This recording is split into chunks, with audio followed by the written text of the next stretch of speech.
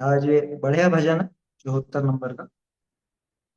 पिछले हफ्ते भी अपन ने देखा था जिन जपी, वहां पे जिनेंद्र देव का नाम जपने की बात थी, है ना। और यहाँ भी प्रेरणा ही दे रहे हैं। यहाँ पे साथ में विषय कषाय आदि में नहीं अटकने की प्रेरणा भी है ना। देखते हैं पहले भजन ये। जिन नाम सुमर मन बावरे, जिन नाम सुमर मन बावरे, कहा इत उत भटके, जिन नाम सुमर मन बावरे।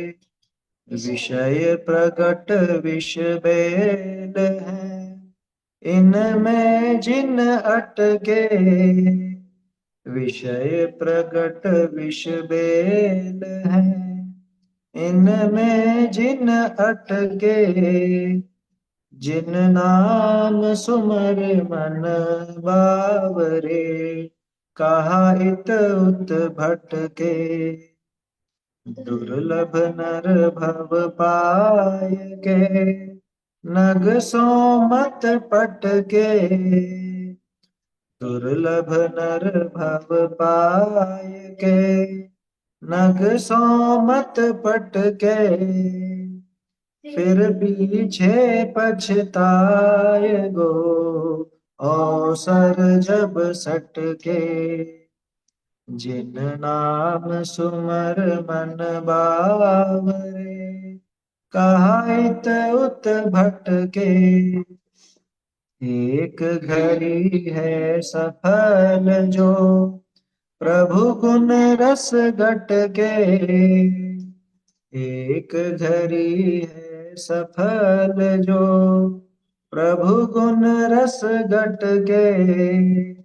कोटि वर्ष जियो वृथा, जो थो था फटके।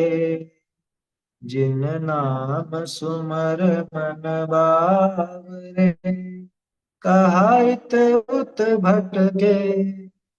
ध्यानत उत्तम भजन है, लीजे मन रट के। ध्यानत उत्तम भजन है, लीजे मन रट के। भव भव के पातक सबे, जय है तो कट के। जिन नाम सुमर मन बावरे, कहा इत उत भटके। देखिए, बढ़िया भजन है, प्रेरणादायी है। क्या कह रहे हैं? जिन नाम सुमर मन बावरे, ये मेरे बावरे मन, ये मन इतना पागल है तू, इधर उधर भटकता रहता है। कहा है तू भटके, क्या इधर उधर भटक रहा है? जिन नाम सुमर, जिनेंद्र देव का नाम स्मरण कर। जिनेंद्र देव के नाम नाम का जाप कर। कैसे करे स्मरण? नाम स्मरण का आशय समझ के चलना। पिछले भजन में भी अपन ने देखा था, है ना, नाम के जपने का अर्थ। तो नाम स्मरण का मतलब उनके स्वरूप का स्मरण, क्योंकि नाम लेने मात्र से तो कुछ होता नहीं, स्वरूप के चिंतवन से ही होता है। तो यहाँ कह रहे हैं कि क्या इधर उधर भटकता फिरता है, कहाँ इधर उधर अपने उपयोग को भटकाता फिरता है। तो जिनेंद्र देव के नाम का स्मरण कर, जिनेंद्र देव का नाम स्मरण। कहाँ ये टूट भटके, क्या इधर उधर भटकता रहता। विषय प्रकट विष बेल, इनमें जी न अटके। ये जो जिन है ना, जिन असल में यहाँ पे जी न, ऐसा दो अलग अलग अक्षर हैं, दो अलग अलग शब्द हैं। विषय प्रगट विष बेल है, जो पांच इंद्रिय के विषय हैं, ये तो प्रगट रूप से, स्पष्ट रूप से, प्रत्यक्ष ही विष की बेल है। देखो, ऐसा प्रयोग आपको बहुत जगह मिलेगा, है ना। जैन दर्शन में अपने बहुत सारे भजन, बहुत सारी स्तुतियां, पाठ वगैरह, जिनमें विष को, मतलब विषयों को विष का आया समझ में। देखिए, विषय प्रगट विष बेल है। ये जो पांच इंद्रिय के विषय भोग हैं, तो प्रगट रूप से विष की बेल है। यानी, अच्छा, विष की बेल कैसी होती है? विष की बेल ऐसी होती है कि जिस पर लगे उसे भी सुखा डालती, खत्म कर देती। तो ये विषयों की आसक्ति जिसको हुई, वो जीव तो नष्ट हो जाएगा, वो टिकने वाला नहीं है, वो संसार में भटकेगा ही भटके। तो विषय प्रकट विष बेल, इनमें जी न अटके, जी यानी जीव। हे जीव, तू इनमें अटक मत, इनमें अटकने जैसा नहीं है, क्योंकि इनमें अटक करके तो तू तेरा बुरा ही करेगा। अनादिकाल से जो संसार में भटक रहा है, तो संसार में भटकना, ये भव भ्रमण तेरा मिटने वाला नहीं। अगर तू इनमें अटकेगा तो निरंतर भटकता रहेगा। इसलिए कह रहे हैं कि इनमें जीना अटके, हे जीव इसमें मत अटक। जैसे कोई मतलब बालक हो या कोई व्यक्ति भी हो, वो इधर उधर घूमता फिरता है, कुछ काम करता नहीं और भूखों मरता है, दुखी होता है, तो क्या कहते हैं, क्या इधर उधर होता फिरता, क्या इधर उधर भटकता रहता, ये काम कर। तो ऐसे ही यहाँ पे ये सब प्रेरणा दी जाती है कि क्या तू विषयों में इधर उधर भटकता रहता है, तू तो अपना काम कर। कौन सा अपना काम? कि जिनेन्द्र देव का नाम स्मरण कर। हे बावरे मन, तू जिनेन्द्र देव का नाम स्मरण कर, तू बाकी के कार्यों में मत लग, बाकी के काम तुझे करने जैसे नहीं है बिल्कुल भी। जिन नाम सुमर मन बाबुरे, ये तू तो जिनेन्द्र देव का नाम स्मरण कर, उसी में सार है। देखो आगे क्या कहते हैं, दुर्लभ नर भव पाए के, दुर्लभ नर भव पा करके, ये जो मनुष्य भव है ये दुर्लभ है, बहुत दुर्लभ।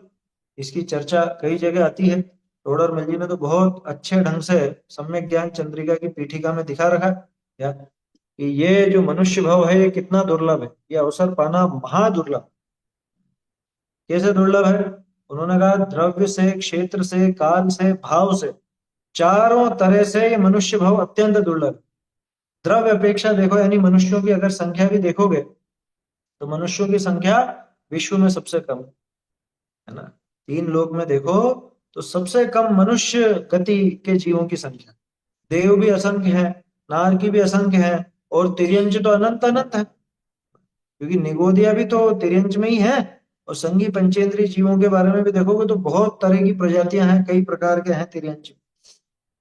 तो बाकी सब तो अनंत अनंत है, लेकिन मनुष्य, मनुष्य गिनती में कुल 29 अंक प्रमाण। 29 अंक प्रमाण भी यूं देखो तो कम नहीं होता संख्या की दृष्टि से, लेकिन इन सब में तो कमी है ना। भाई अधिकांश जीव आपको कहाँ मिलेंगे? सबसे ज्यादा जीव तो मिलेंगे आपको तिर्यंच गति, क्योंकि वहां निगोदिया वगैरह सभी अनंत अनंत जीव उसके अंदर होता है। दूसरे नंबर पर स्वर्ग और नरक में है। स्वर्ग और नरक की भी संख्या असंख्य है, असंख्य देव और असंख्य नार की है।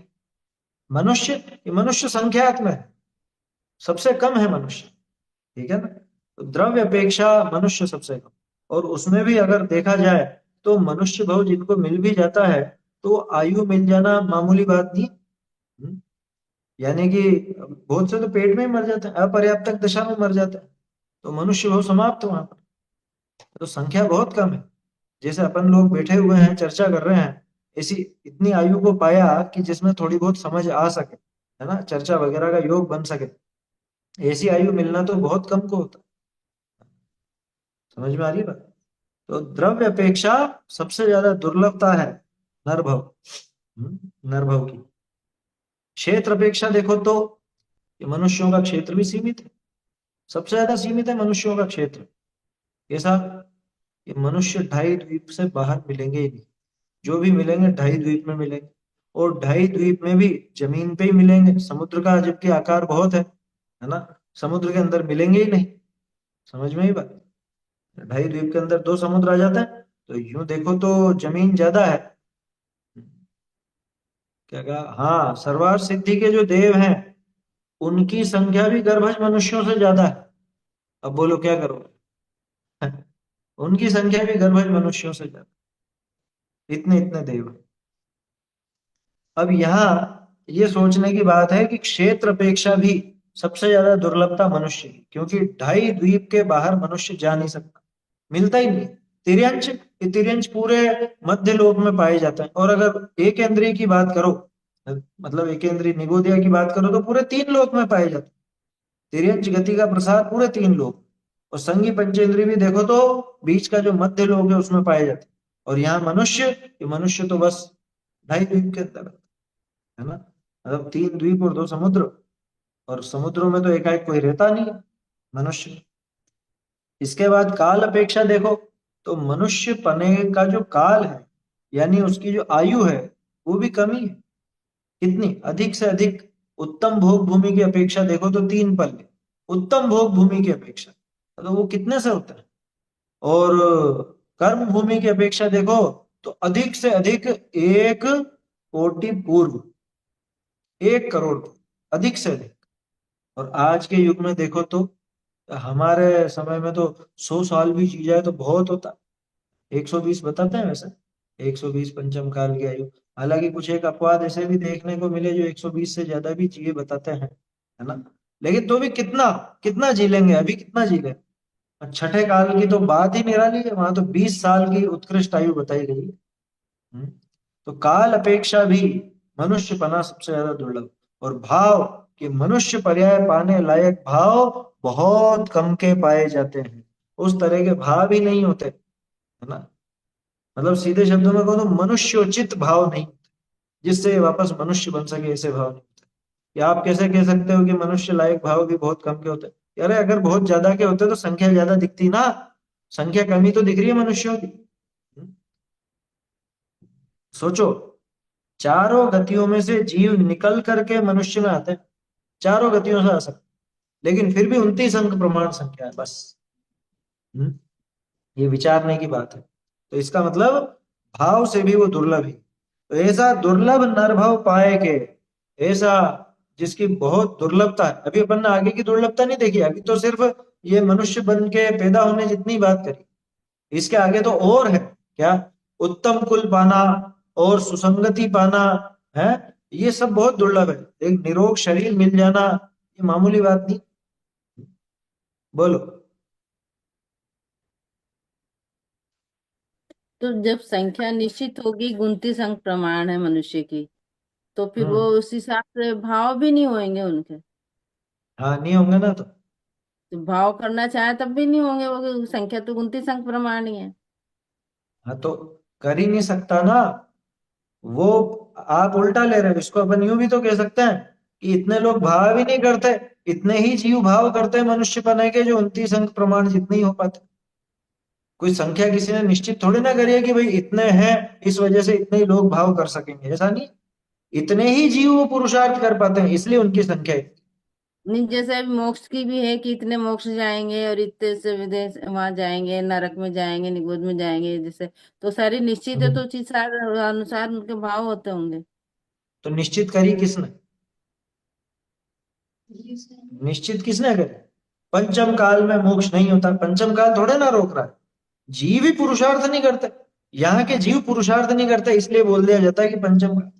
तो संख्या निश्चित है, तो निश्चित क्यों है, निश्चित इसलिए कि इतने ऐसे ही जीव, इतने ही जीव वो इस तरह का भाव करेंगे, इस वजह से वो संख्या निश्चित है। कोई वहां किसी ने फिक्स थोड़ा कर दिया कि कोई यहाँ पे अपने यहाँ पे कोई ऐसे भगवान बैठे हुए हैं जिन्होंने फिक्स कर दिया कि बस इतने ही लोग बनेंगे, बाकी नहीं बनेंगे, उनको बाहर निकाल दिया जाए बाकी को, ऐसा थोड़ी ना। एक तरह से वो रिजर्वेशन रिजर्वेशन हो गया वो। काहे का रिजर्वेशन, रिजर्वेशन तो जीव खुद ही कर रहा है। हाँ, भाई किसने किया, फिक्स किसने किया। यहाँ कोई फिक्स करने वाला तो है नहीं कि ऊपर से ऑर्डर आ गया बस इतनों को ही मनुष्य बनाना, इससे ज्यादा को नहीं बनाना, ऐसा तो कुछ है नहीं, है ना। ये तो स्वयं भी जीव ऐसे ही भाव करते हैं, उतने जीव ही ऐसे भाव करते हैं, इस वजह से वो संख्या निश्चित की गई का मतलब संख्या निश्चित बताई गई। कोई करने वाला नहीं है कि हमने निश्चित कर दी बस इससे ज्यादा मनुष्य नहीं हो सकता, ऐसा नहीं। तो ये है दुर्लभ, क्या, दुर्लभ नरभव पाए के, नग सो मत पटके। नग, नग किसको बोलते हैं, नग माने पर्वत। नग शब्द के कई अर्थ होते हैं, है ना। नग पेड़ को भी कहते हैं, नग पहाड़ को यानी पर्वत को भी कहते हैं, नग वो हीरे मोती वगैरह उनको भी नग कहा जाता है, नग संख्या को भी कहते हैं। लेकिन यहाँ पे तो बात है नग यानी पर्वत की, पर्वत से मत फेंक इसको, नग सो मत पटके, नग से मत पटक, पर्वत से मत पटक इसको, किसको, मनुष्य भाव को पाकर। जैसे कोई मनुष्य हो गया अब लेकिन पहाड़ पर चढ़कर और वहां से कूद जाए आत्महत्या कर ले, तो क्या कहेंगे, अरे बड़ी मुश्किल से तो ये मनुष्य हुआ था और मूर्ख ने आत्महत्या करके अपना मनुष्य भाव गंवा दिया, बिगाड़ दिया। दुर्लभ नर नर भव पाए के, नग सो मत पटके, ये बड़ी मुश्किल से तुझे मिला है, उत्तम देश सुसंगति, उत्तम उत्तम कुल पाना, ऐसा सब आता है ना। और भी बहुत जगह आता है। अपने उत्तम तप के उसमें अर्घ में भी आता है। हम्म, आया समझ में? बस्यो अनादि निगोद मझारा, भू विकलत्र पशु तन धारा, धारा मनुष्य तन महादुर्लभ, सुकुल आयु निरोगता, श्री जैन वाणी तत्व ज्ञानी भई विषय पयो, अति महादुर्लभ त्याग विषय कषाय, जो तप आदर। वो मतलब दुर्लभ से दुर्लभ, दुर्लभ से दुर्लभ ये दिखाया। तो देखो, अपन यहां तक तो पहुंच गए। इतनी बाधाएं पार करके मनुष्य भी हो गए, उत्तम कुल भी मिल गया, आयु भी मिल गई, शरीर भी ठीक ठाक स्वस्थ अपना काम करने जितना तो मिल ही गया। ऐसा क्यों? कोई बहुत ऐसा विपरीत नहीं है बिल्कुल अपना कि अपन अपना काम ही नहीं कर सके, ऐसी कोई विपरीतता तो है नहीं। तो ये जो मनुष्यपना मिल गया बहुत दुर्लभता से मिला। ऐसी इस दुर्लभ मनुष्य पर्याय को पा करके तो नग से पर्वत से इसको मत पटक। कि कौन पटक रहा कि अरे ये विषय भोगों में लगना और क्या है। विषय भोगों में लगना यानी वो पर्वत से झंपापात करने जैसा। आचार्य देव ने तो यही शब्द लिया, वहीं से लिया, प्रवचन सारथी से इन्होंने लिया, और नग सो मत पटके। वहां जैसे कोई पहाड़ से कूदता है, तो ऐसे ही यहाँ पे झंपापात करता है विषयों में। तो दुर्लभ नरभव पा करके तो नग से इसको यानी पर्वत से मत पटक भी, क्योंकि फिर पीछे पछताएगो, अवसर जब सटके, जब ये अवसर सटक जाएगा, है ना। देखो अभी भी बोलते हैं बहुत सी जगह ऐसी भाषा चलती है कि सटको यहाँ से, सटको मतलब चलो यहाँ से जाओ। तो अवसर जब सटके, जब ये अवसर सटक जाएगा यानी समाप्त हो जाएगा, चला जाएगा, बीत जाएगा, फिर पीछे पछताएगो, तब तो बहुत पछताए। आया समझ? हाँ बहुत पछताए। विषय प्रगट विष बेल, ये तो हो गया ना, ये जो विषय रूपी विष बेल है, तो अगर इनमें लगेगा तो बाद में तुझे पछताना ही पड़ेगा जब तेरा ये अवसर हाथ से निकल जाएगा। ये मनुष्य दशा तेरे हाथ से निकल जाएगी, तब फिर रोएगा ना, तब सोचेगा कि अरे पहले मैंने क्यों नहीं कल्याण कर लिया। जैसे एक विद्यार्थी है और वो पूरे साल भर तो पढ़ाई नहीं करे, और परीक्षा के टाइम पे रोने लग जाएगी, अरे अब मैं क्या करूं, कुछ भी याद नहीं है, अच्छा होता पहले कम खेला होता और थोड़ा पढ़ लिया होता तो बढ़िया रहता। बाद में पछताता है वो। लेकिन अब क्या होने वाला, अब तो परीक्षा ही सिर पर आ गई। ठीक ऐसे ही ये जब ये पर्याय बीतती है, समाप्त होती है, ये सब चीजें छूटती है, तब पछताता है। इसलिए भैया अपने अवस्था का विचार करना। क्या कैसा विचार करना? ये नहीं कि अभी तो हम जवान हैं, ये अवस्था का विचार नहीं। अवस्था का विचार करना मतलब कि भैया कभी भी ये दुर्लभ मनुष्य भाव नष्ट हो सकता है, तो उसके नष्ट होने के पहले अपना काम कर लो। मिथ्यात्व राग द्वेष जितना भाई नाश कर लो, मिथ्यात्व का तो नाश कर ही डालो। राग द्वेष तो अभी पूरी तरह नष्ट अपने नहीं होंगे, लेकिन मिथ्यात्व का तो नाश किया जा सकता है इस भाव, वो कर ही लेना चाहिए। क्या कह रहे हैं आचार्य यहाँ पे? एक घड़ी है सफल जो प्रभु गुण रस गटके, कोटि वर्ष जियो वृथा जो थोथा फटके। क्या? कोटि वर्ष जियो वृथा, करोड़ों वर्षों तक जी लिया, लेकिन अगर इसने प्रभु का स्मरण नहीं किया, है ना, जिनेन्द्र देव के स्वरूप को नहीं जाना, उसको नहीं समझा, अपने आत्म स्वरूप को नहीं समझा, तो क्या किया कि कोटि वर्ष जियो वृथा, करोड़ों वर्षों तक व्यर्थ ही जीता रहा है, व्यर्थ जो थोथा फटके। जैसे वो छिलका उड़ाते रहते हैं ना, छिलका उड़ाने में दम क्या है, अनाज तो मिला नहीं, और छिलका ही छिलका फटकता रहता है? तुष ही फटकता फटकता रहता है। ये भी गाथा ही है ना। पंडी पंडी पंडिया छोड़ेगी तो कंडिया, तो शायद उपदेश सिद्धांत रत्नमाला में आती। तो वैसी बात है, जो थोथा फटके, है? ये छिलके को ही फटक रहा है वो, क्या मिलेगा उसमें, अनाज तो कुछ है। और एक घड़ी है सफल जो प्रभु गुण रस घटके, है? कैसा शब्द लिया, प्रभु गुण रस घटके ना, जिनेन्द्र देव के, प्रभु के, भगवान के गुणों का रसपान कर। रस को घटकते हैं ना, है निगलते हैं, रस को घटका ही जाता है। क्या? जैसे गर्मी के मौसम में आम का रस कैसे पीते हैं, बिल्कुल चाव से घटकते हैं? किसी को गन्ने के रस का शौक हो तो गन्ने का रस घटकता है। तो प्रभु गुण रस घटके, यहाँ तो कह रहे हैं कि असली रस तो जिनेन्द्र देव के गुणों का रस ही है। और उसको कैसे घटका जाएगा? कि उनका गुण स्मरण किया जाए, उनका जाप किया जाए, वही वास्तव में जिनेंद्र देव के गुणों का रस घटकना है। और एक घड़ी भी अगर तूने ऐसा किया तो वो सफल है।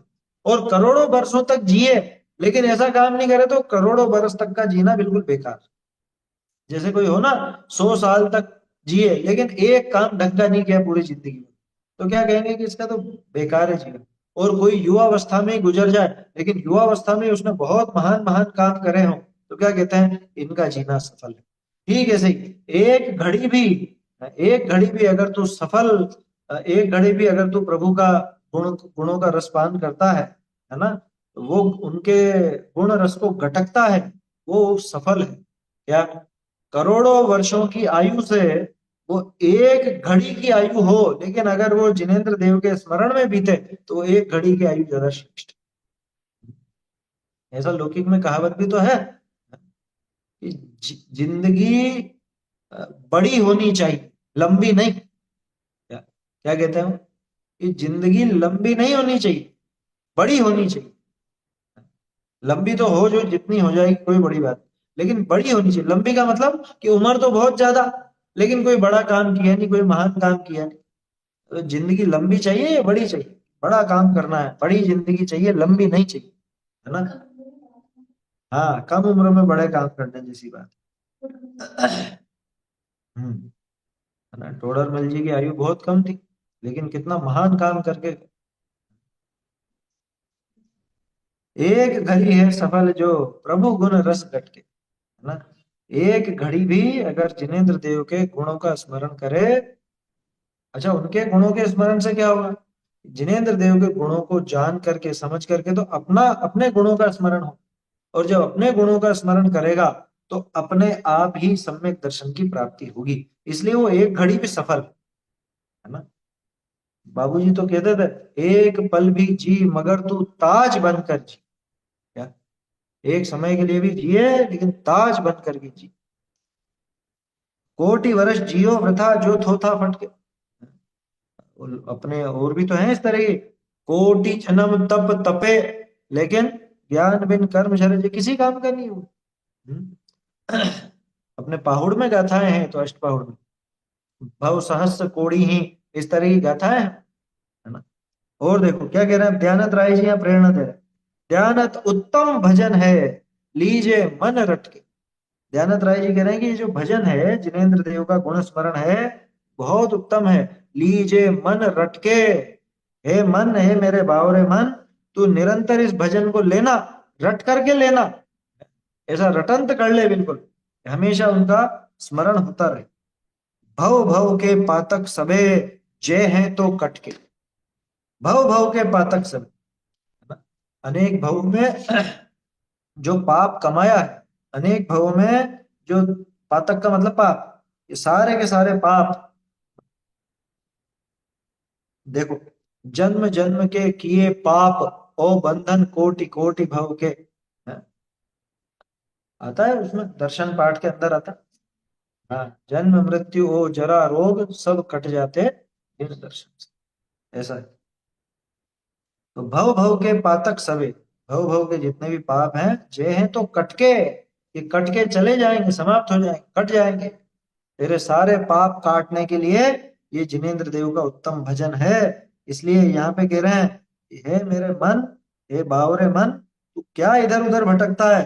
पांच इंद्रिय के विषयों में मत भटक, इनसे तो तेरा बुरा ही होगा। तू तो जिनेंद्र देव के नाम का स्मरण कर, उनके गुणों का स्मरण, उनके गुण स्मरण से ही तुझे अपने आत्म स्वरूप की समझ भी आई, है ना? और उसी से तेरे अनंत अनंत भवों के पाप कट जाएंगे, दूर हो जाएंगे। तो जिनेंद्र देव के गुणों का स्मरण करने की प्रेरणा है। बढ़िया भजन है। आगे के भजन फिर और अपन आगे देखेंगे।